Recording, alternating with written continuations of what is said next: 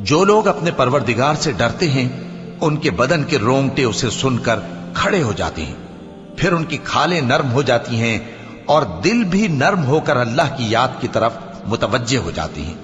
यही अल्लाह की हिदायत है, वो इससे जिसको चाहता है हिदायत देता है, और जिसको अल्लाह गुमराह रहने दे उसको कोई हिदायत देने वाला नहीं। भला जो शख्स क़यामत के दिन अपने चेहरे पर बुरे अजाब को रोकता हो, क्या वो वैसा हो सकता है जो चैन में हो?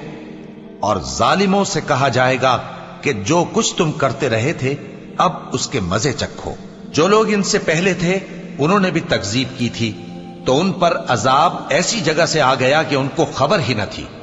फिर उनको अल्लाह ने दुनिया की जिंदगी में रसवाई का मजा चखा दिया, और आखिरत का अजाब तो बहुत ही बड़ा है। काश ये समझ रखते।